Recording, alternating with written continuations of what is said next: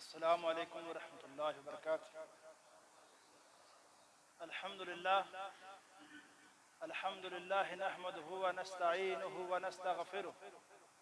ونعوذ باللہ من شرور انفسنا ومن سیئات اعمالنا، من يهده الله فلا مضل له ومن يضلل فلا هادي له، ونشهد ان لا اله الا الله وحده ونشهد أن سيدنا ومولانا محمدا عبده ورسوله. أما بعد فإن خير الحديث كتاب الله،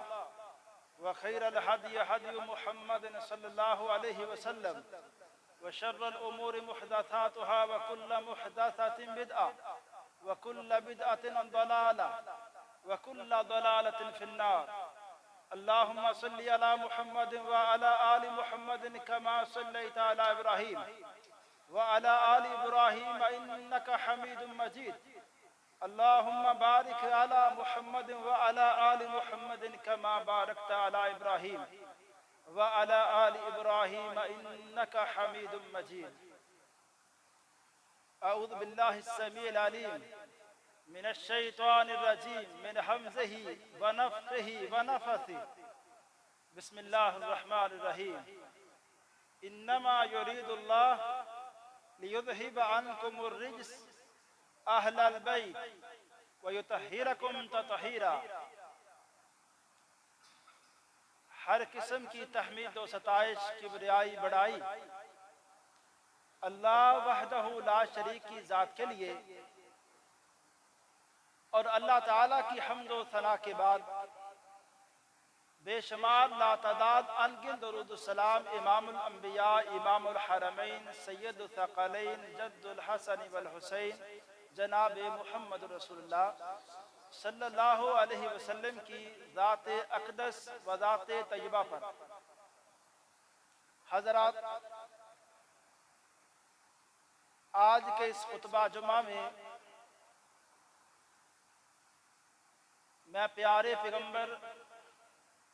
حضرت محمد صلی اللہ علیہ وسلم کے اہل بیت، آپ کے گھر والے، ان کی فضیلت، عظمت اور ان کے مسلمانوں پر کیا حقوق ہیں، اس حوالے سے کچھ گزارشات کرنے کی اللہ تعالیٰ کی توفیق اور فضل سے کوشش کروں گا. پہلی بات یہ ہے کہ پیغمبر علیہ السلام کے گھر والے، آپ کا اہل بیت، اس سے مراد کون لوگ ہیں؟ جو عظمت قرآن پاک کے اندر بیان کی گئی ہے، اس میں سب سے پہلے اس فضیلت اور عظمت میں پیغمبر علیہ السلام کی ازواج مطہرات، آپ کی بیویاں شامل ہیں. یہ بات ہو بھی کیسے سکتی ہے کہ ایک شخصیت کے گھر والوں کا تذکرہ ہو، ان کے اہل بیت کا بیان ہو، اور اس شخصیت کی جو ازواج ہیں، بیویاں ہیں، انہی کو اہل بیت میں شامل نہ کیا جائے. اہل بیت قرآن پاک کی جو آیت ہے، اس میں اللہ تعالیٰ نے بڑی وضاحت سے اہل بیت کے حوالے سے یہ شان و عظمت بیان کی ہے کہ اللہ تعالیٰ نے اس بات کا خاص طور پہ ارادہ کیا ہے کہ اہل بیت کی ہر طرح سے تطہیر فرما دے، ان کو ہر طرح کے عیب سے اللہ تعالیٰ پاک فرما دے. اور اسی طرح اس آیت کی تفسیر میں، وضاحت میں، صحابہ کرام میں سب سے بڑے مفسر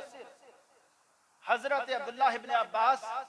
رضی اللہ تعالی عنہما، وہ اس آیت کے تفسیر میں فرماتے ہیں: نزلت فی نساء النبی صلی اللہ علیہ وسلم خاصتا، کہ یہ آیت خاص طور پہ اللہ کے رسول علیہ السلام کی ازواج مطہرات کے بارے میں نازل ہوئی ہے. لیکن اس بات کو بھی اچھی طرح یاد کیجیے کہ اللہ کے رسول علیہ الصلوۃ والسلام کے اہل بیت میں سیدنا علی کا پورا گھرانہ شامل ہے. اس میں سیدنا علی رضی اللہ تعالیٰ عنہ کا یہ جو گھرانہ ہے، اس گھرانے کو جہاں اور بڑی عظمتیں حاصل ہیں، آپ ذرا نوٹ کیجئے. سیدنا علی ہے، عشرہ مبشرہ میں ان کا نام آتا ہے، بلکہ اس سے بڑھ کے جو خلفائے راشدین ہیں ان میں چوتھے نمبر پہ ان کا ایک مقام و مرتبہ آتا ہے. اور پھر اس سے بڑھ کے رسول کریم صلی اللہ علیہ وسلم کی ایسے جانسار صحابی ہیں کہ پیغمبر کو دل کے بہت زیادہ قریب تھے علی. آپ نے بڑے موقعوں پر سیدنا علی سے اپنی محبت کا، شفقت کا، الفت کا اظہار کیا ہے.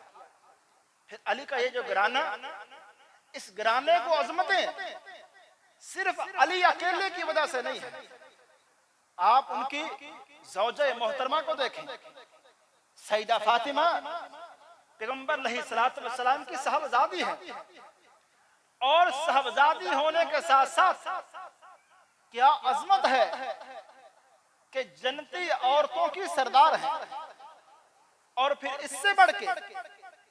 اس گھرانے کی عظمتیں صرف والدین کی وجہ سے بھی نہیں ہیں. ان کے بچے صاحبزادے جو دو شہزادے ہیں حسنین کریمین، حضرت حسن ہیں، حضرت حسین ہیں رضی اللہ تعالی عنہما. اب وہ شہزادے، ان کو عظمت اپنی والدہ کی وجہ سے نہیں ملی. ان کا اپنا مقام اپنے والد علی کی وجہ سے ہی نہیں ہے. جہاں ان کے عظمت والے والدین ہیں، وہاں ان کا اپنا ذاتی مقام یہ ہے کہ جنتی نوجوانوں کے سردار ہیں. اللہ کے رسول علیہ الصلوۃ والسلام کو یہ دو شہزادے اتنے اچھے لگتے، آپ کے اتنا قریب. پیغمبر کی وہ جو محبتیں ہیں، جو محبتیں آپ نے بچپن کے اندر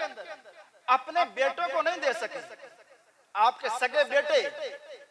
بچپن کے اندر فوت ہو گئے. وہ ساری محبتیں، وہ ساری الفتیں، ساری شفقتیں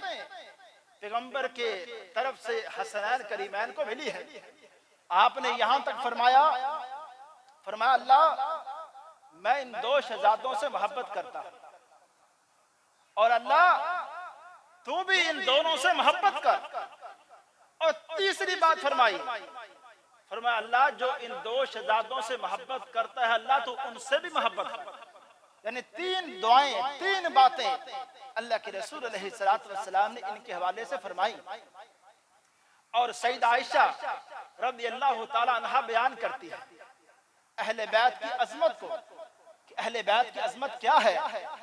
فرماتی ہیں ایک دن، صحیح مسلم کی روایت ہے، کہتی ایک دن اللہ کے رسول علیہ الصلوۃ والسلام باہر تشریف لائے، اور آپ نے کالے رنگ کی ایک چادر اپنے اوپر اوڑھ رکھی تھی. دیکھا کہ حسن آئے ہیں، اس کے بعد حسین آئے ہیں، پھر فاطمہ آئی ہے، پھر علی آئے ہیں رضی اللہ عنہم اجمعین. ان سب کو ایک چادر میں اللہ کے رسول علیہ الصلوۃ والسلام نے لیا، اور اس کے بعد دعا فرمائی اور قرآن پاک کی اس آیت کو بھی تلاوت کیا. کہا یہ میرے اہل بیت ہیں، یہ میرے گھر والے ہیں. انہی گھر والوں کے حوالے سے میرے رب نے قرآن کے اندر فرمایا ہے انما یرید اللہ لیذھب عنکم الرجس، کہ اہل بیت سے اللہ تعالیٰ نے ہر طرح کے عیب کو، ہر طرح کی باطنی نفاق کو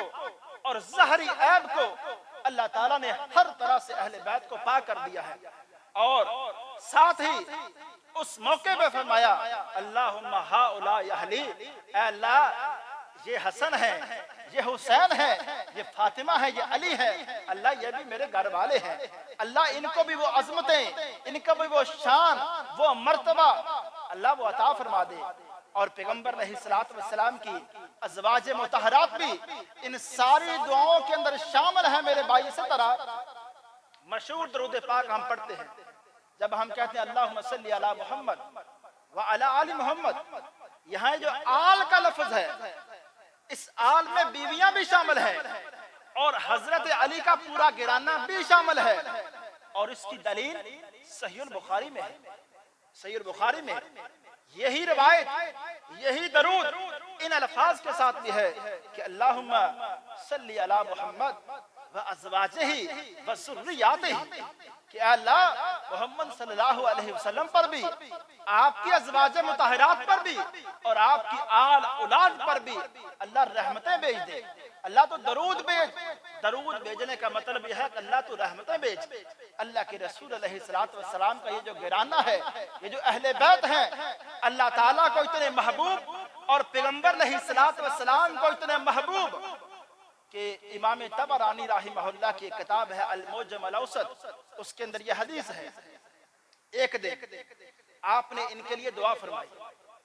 آپ فرماتے ہیں اے اللہ اللہم ارض عنہم کما انا عنہم راض، اے اللہ یہ میرے اہل بیت سے اللہ جس طرح میں راضی ہوں، جس طرح میں خوش ہوں، اللہ تو بھی میرے اہل بیت سے راضی ہو جا۔ یعنی عرض کرنے کا مقصد یہ ہے ایک مسلمان کو ذہنی طور پہ اس بات پر غور اور فکر کرنا چاہیے کہ پیغمبر کا وہ اہل بیت، پیغمبر کا وہ گرانہ جس گرانے پہ اللہ کے رسول بھی راضی ہوں اور اللہ خود بھی راضی ہوں،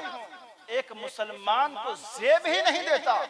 کہ اس گرانے کے حوالے سے اپنے دل کے اندر کسی قسم کا نفاق رکھے، کسی قسم کا بغض رکھے، کوئی اناد رکھے، ان کے حوالے سے کسی قسم کا کوئی جملہ کہے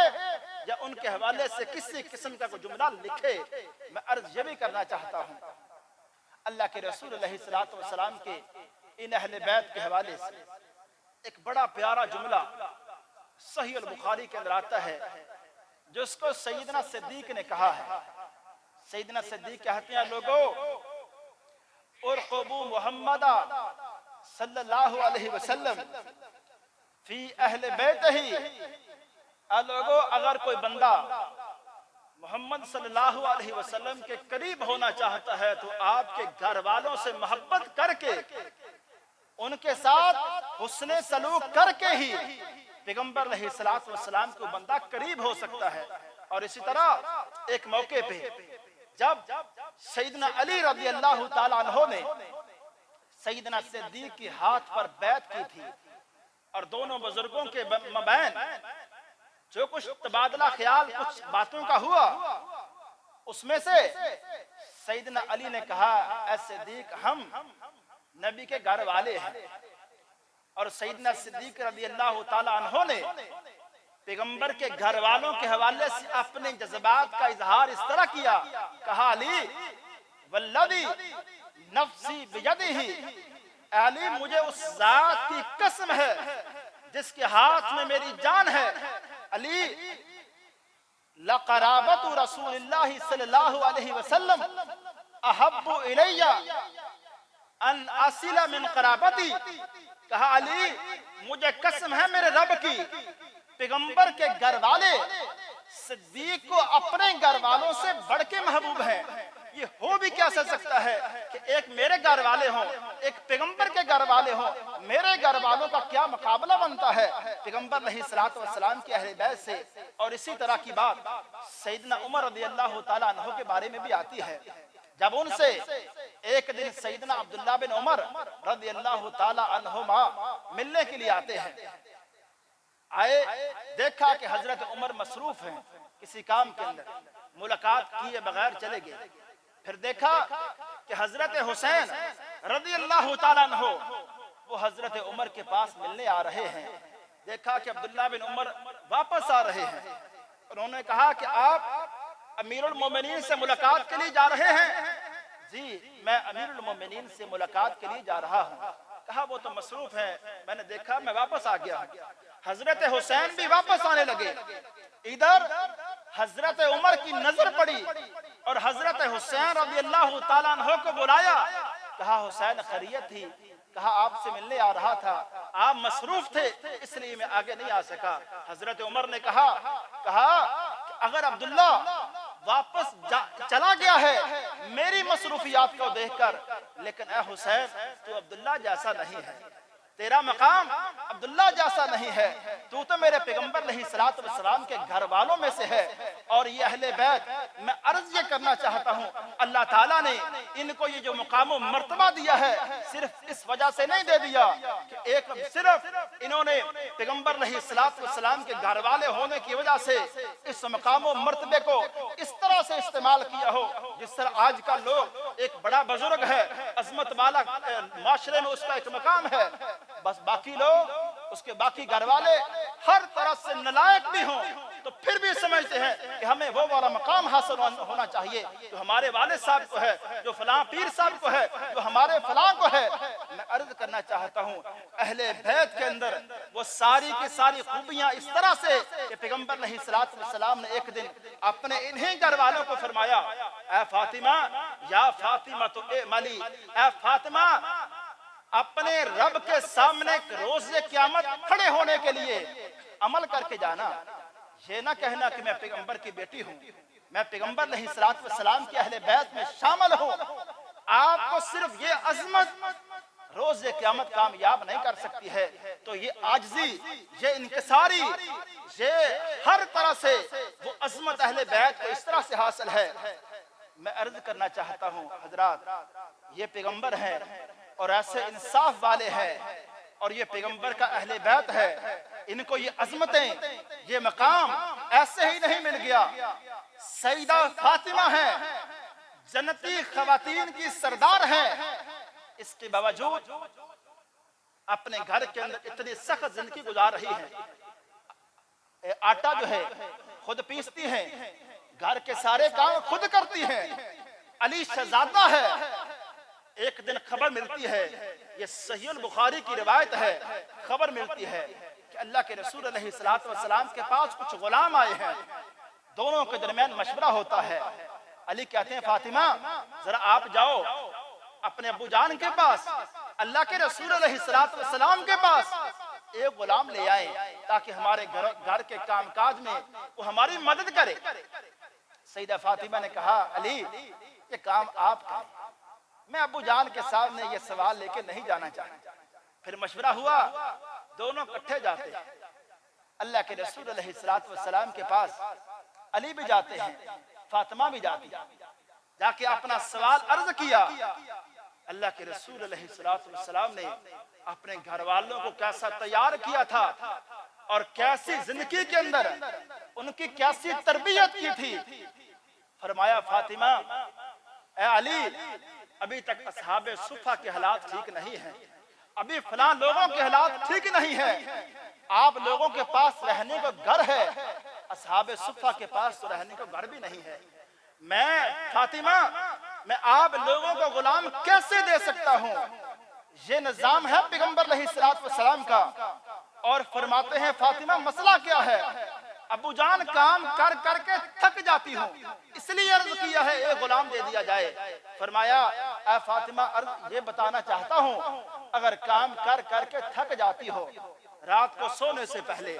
33 مرتبہ سبحان اللہ، 33 مرتبہ الحمدللہ اور 34 مرتبہ اللہ اکبر، یا ایک روایت کے اندر 100 کی گنتی پوری کرنے کے لیے لا الہ الا اللہ وحدہ لا شریک لہ لہ الملک ولہ الحمد وہو علی کل شیء قدیر،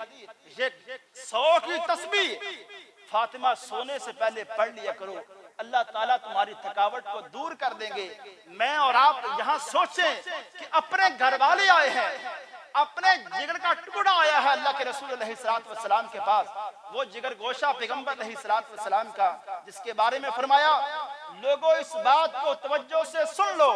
کہ جس نے فاطمہ کو تکلیف پہنچائی اس نے مجھے تکلیف پہنچائی، فاطمہ تو میرے دل کا ٹکڑا ہے، وہ دل کا ٹکڑا اللہ کے رسول علیہ الصلوۃ والسلام کے پاس آتا ہے، آپ غلام نہیں دیتے بلکہ وظیفے بتا کے واپس بھیج رہے ہیں۔ ایسا تیار کیا ہے اللہ کے رسول علیہ الصلوۃ والسلام نے اپنے گھر والوں کو، اپنے اہل بیت کو، یہ عظمتیں اور شان، یہ مرتبہ اس طرح سے ملا ہے اہل بیت کو۔ اور مزید میں ان کے حوالے سے یہ بات کہنا چاہتا ہوں، اللہ کے رسول علیہ الصلوۃ والسلام کا یہ جو پیارا گھرانہ ہے، سیدنا علی رضی اللہ تعالی عنہ ہو، ایسی عظمتیں، ایسی شان، ایسا مقام اللہ تعالیٰ نے عطا فرمایا ہے خیبر کا موقع ہے، اللہ کے رسول علیہ الصلوۃ والسلام صحابہ اکرام کے اندر ایک اعلان فرماتے ہیں، لوگوں کل کے دن خیبر چند دنوں سے ایک مشکل بنا ہوا ہے، فتح نہیں ہو رہا، کل اللہ تعالیٰ ایک ایسے بندے کے ہاتھ پر اس علاقے کو فتح کروائے گا جس بندے سے اللہ اور اس کے رسول محبت کرتے ہیں، اور وہ بندہ اللہ اور اس کے رسول سے محبت کرتا ہے۔ کیا جملہ ہے کہ اللہ اور اس کے رسول اس سے محبت کرتے ہیں اور وہ بندہ اللہ اور اس کے رسول سے محبت کرتا ہے۔ اگلے دن سیدنا عمر جیسا بندہ وہ کہتے ہیں وہ ایک رات ایسی تھی جس رات میرے دل میں تمنا پیدا ہوئی، میں نے بھی سوچا، میں نے کہا کاش کل یہ مقام و مرتبہ میرے حصے میں آ جائے، لیکن صبح ہوتی ہے، آپ پوچھتے ہیں علی کہاں ہے؟ آنے والوں میں علی شامل نہیں ہے۔ فرمایا علی کہاں ہے؟ بتایا گیا کہ علی کی آنکھوں میں درد ہے۔ فرمایا علی کو بلایا جائے، لایا گیا، آپ نے اپنا لعاب مبارک علی کی آنکھوں میں ڈالا ہے، اور ہر طرح کی بیماری علی رضی اللہ تعالیٰ کی آنکھوں سے ختم ہو گئی ہے، تندرست ہو گئے ہیں۔ اللہ تعالیٰ نے علی کے ہاتھوں پہ خیبر جیسے بڑے قلعے کو فتح کروایا ہے۔ لیکن میں عرض یہ کرنا چاہتا ہوں کہ جس طرح سیدنا علی رضی اللہ تعالیٰ عنہ کو اللہ تعالیٰ نے ایک ایسا مقام دیا، لیکن ان کی ہاں عاجزی کا عالم کیا ہے، ان کی ہاں انکساری کا عالم کیا ہے۔ ایک آنے والا کہتا ہے، بلکہ پوچھنے والا ان کا اپنا بیٹا ہے، کہتے ہیں اللہ کے رسول علیہ السلام کے اصحاب میں سے ابو جان سب سے عظمت والا کون ہے؟ کہا ابو بکر، کہا ان کے بعد، کہا عمر، اور پوچھنے والا بیٹا محمد بن حنفیہ ہے، کہا ان کے بعد، کہا عثمان، لیکن عثمان کا نام لینے سے پہلے بیٹے نے کہا کہ ابو جان ان کے بعد، عثمان عمر کا نام لینے سے پہلے کہا عمر کے بعد تو ابو جان آپ کا نمبر ہے، لیکن عاجزی کا عالم یہ ہے، کہا بیٹا میں تو مسلمانوں میں سے ایک عام آدمی ہوں، مجھے اس فہرست میں آپ کہاں لا رہے ہو؟ عرض کرنے کا مقصد یہ ہے، یہ ہوتی ہے تربیت اللہ کے رسول علیہ السلام کے ہاں، یہ اہل بیت کی تربیت ہے، اور اس مقام کو انہوں نے کبھی بھی ناجائز استعمال نہیں کیا ہے۔ ایک مثال دیتا ہوں تربیت کیسے ہوتی ہے۔ عبداللہ بن عباس اہل بیت میں شامل ہیں۔ ایک دن حضرت ابو ایوب انصاری رضی اللہ تعالیٰ عنہ ان کے پاس آتے ہیں، کوئی مسائل پوچھے، ابو ایوب انصاری نے سے عبداللہ بن عباس نے، اور جب ساری مجلس علم کی مجلس ختم ہوئی، سواری کے اوپر ابو ایوب انصاری بیٹھے، عبداللہ بن عباس سواری کی لگام تھامے چلنے لگے، الوداع کرنے لگے۔ ابو ایوب کو شرم آئی، کہنے لگے اے عبداللہ آپ تو میرے نبی کے گھر والے ہو، آپ میری سواری کی لگام نہ تھامیں، یہ کام آپ نہ کریں۔ لیکن کیا تربیت ہے پیغمبر علیہ السلام کے گھرانے کی۔ کہا ابو ایوب ہمیں اپنے بڑوں کے حوالے سے اور اپنے علماء کے حوالے سے یہی ادب سکھایا گیا ہے، یہی تربیت ہمیں بتائی گئی ہے کہ اپنے بڑوں کا ایسے ادب کرنا ہے، اپنے بڑوں کا ایسے احترام کرنا ہے۔ اور میں یہ عرض کرنا چاہتا ہوں پیغمبر علیہ السلام کے یہ شہزادے جو حسنین کریمین ہیں، اللہ تعالیٰ نے ان کو ایسی عظمتوں سے، ایسے مقام سے نوازا ہے کہ پیغمبر علیہ السلام خطبہ جمعہ ارشاد فرما رہے ہیں، اور دیکھا حسنین کریمین سرخ رنگ کے کپڑے پہنے دونوں بچے مسجد کے اندر آئے، اور کبھی ایک دوسرے کو گرا رہے ہیں، کبھی ایک دوسرے کو، کبھی دوسرا پہلے کو گرا رہے ہیں۔ پیغمبر علیہ السلام کے دل میں ان بچوں کے حوالے سے ایسی محبت ہے اور ایسی شفقت ہے، اور وہ بچے اتنے قریب ہیں پیغمبر کے، آپ نے ممبر چھوڑا ہے، ممبر سے نیچے اترے، ان بچوں کے پاس گئے، پھر ان بچوں کو ممبر کے اوپر لائے، ایک کو دائیں جانب ایک کو بائیں جانب کھڑا کر کے، پھر اللہ کے رسول علیہ السلام نے کہا اے لوگو میرے رب نے بڑا ٹھیک فرمایا ہے قرآن پاک کے اندر، یہ اولاد، یہ مال، یہ بھی انسان کے لیے ایک امتحان ہے، یہ بھی آزمائش ہے۔ دیکھو میں خطبہ دے رہا تھا، اپنے بچوں کو میں نے گرتے دیکھا، مجھ سے رہا نہیں گیا، میں وہاں جا کے ان کو اٹھا کے یہاں لے کے آ گیا ہوں۔ میں عرض کرنا چاہتا ہوں میرے بھائی، اللہ کے رسول علیہ السلام کے یہ پیارے شہزادے، یہ اہل بیت ہر طرح سے ایسا محبوب گرانہ اللہ کے رسول علیہ السلام کا، اور صحابہ اکرام نے بھی ہر طرح سے ان کے ساتھ ایسی محبت کی ہے کہ حضرت صدیق اکبر رضی اللہ تعالیٰ عنہ ایک دن باہر نکلے اور حضرت حسن بن علی رضی اللہ تعالیٰ عنہ ان کو حضرت صدیق نے اپنے کندھوں پہ اٹھایا ہے اور حضرت علی ساتھ چل رہے ہیں۔ حضرت صدیق حسن کے چہرے کو دیکھا، کہا علی ھذا شبیہ بالنبی، کہا علی یہ آپ جیسا نہیں ہے، یہ حسن تو اللہ کے رسول کے اوپر گیا ہے، یہ میرے پیغمبر علیہ السلام کے سورج جیسی ان کی صورت ہے، علی آپ جیسا نہیں ہے۔ یضحک علی، حدیث میں آتا ہے کہ علی یہ جملہ سن کے بڑا مسکرائے، بڑا خوش ہوئے کہ کیا تبصرہ کیا ہے صدیق اکبر نے حضرت حسن کے حوالے سے۔ میں آخری باتیں یہ عرض کرنا چاہتا ہوں اور اپنے خطبے کو امام ابراہیم بن نخی رحمہ اللہ کی اس بات پہ اپنی بات ختم کرتا ہوں۔ وہ کہتے ہیں لوگوں، لو کنت فی من قاتل الحسین بن علی رضی اللہ عنہما، کہتے ہیں لوگوں اگر میں ان لوگوں میں شامل ہو جاتا جن لوگوں نے حسین کو قتل کیا ہے، شہید کیا ہے، اور اس کے بعد ثم غفر علی، مجھے اللہ تعالیٰ کی طرف سے معافی مل جاتی، اور ثم ادخلت الجنہ، میں جنت کے اندر بھی داخل ہو جاتا، لیکن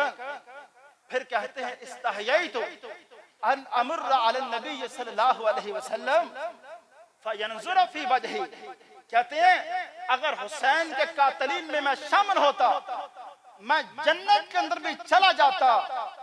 پھر بھی اپنے پیغمبر کے سامنے آنے سے شرم کھاتا کہ پیغمبر کے سامنا میں کس منہ سے کرتا کہ میں وہ ظالم بندہ ہوں جس نے آپ کے شہزادے کو قتل کیا ہے۔ میرے بھائی، ہر مسلمان کا وہ کیسا بھی مسلمان ہو، اس کا متفقہ ایک ایمان، متفقہ عقیدہ ہے کہ پیغمبر علیہ السلام کے شہزادوں کو جس نے بھی قتل کیا ہے اور جس نے بھی تکلیف پہنچائی ہے، اللہ تعالیٰ کی اس بندے پہ لعنت ہے۔ اور حدیث کے اندر یہ واضح الفاظ ہیں کہ پیغمبر علیہ السلام کے اہل بیت کو ستانے کے حوالے سے آپ نے لوگوں کو یہ خبردار کیا تھا، کہا تھا اذکرکم اللہ فی اہل بیتی، لوگوں اپنے اہل بیت کے حوالے سے میں تم سب کو اللہ تعالیٰ سے ڈراتا ہوں کہ میرے اہل بیت کے حقوق ہیں، پیغمبر علیہ السلام کے گھرانے کے اپنے حقوق، اپنا ادب، اپنا احترام ہے میرے بھائی۔ اس لیے ہمیں پیغمبر علیہ السلام کے گھرانے کو پڑھنا ہے اور ان کی سیرت کو پڑھ کے ہم نے کیا سمجھنا ہے کہ ان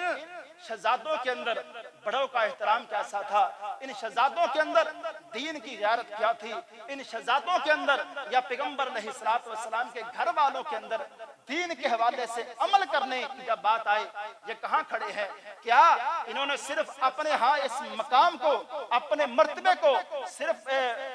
نجائز طور پہ استعمال نہیں؟ میرے بھائی، ہر پیغمبر علیہ السلام کے گھرانے کے ایک فرد کو آپ اٹھائیں، آپ حسنین کریمین کو دیکھیں، اپنی ہی عظمت و شان رکھتے ہیں، آپ علی کا مقام دیکھیں، اپنی ہی عظمت اور شان رکھتے ہیں، آپ سیدہ فاطمہ رضی اللہ تعالیٰ عنہ کا مقام و مرتبہ دیکھیں، ان کی بھی اپنی شان و عظمت ہے۔ اللہ تعالیٰ سے دعا ہے اللہ تعالیٰ مجھ سمیت ہم سب کو اہل بیت ہوں، نبی کریم صلی اللہ علیہ وسلم کے صحاب ہوں، ان کی محبت پر ہمیں زندہ رکھے اور اسی ایمان اور اسی عقیدے پر ہمیں موت دے۔ وما علیہ الا البلاغ۔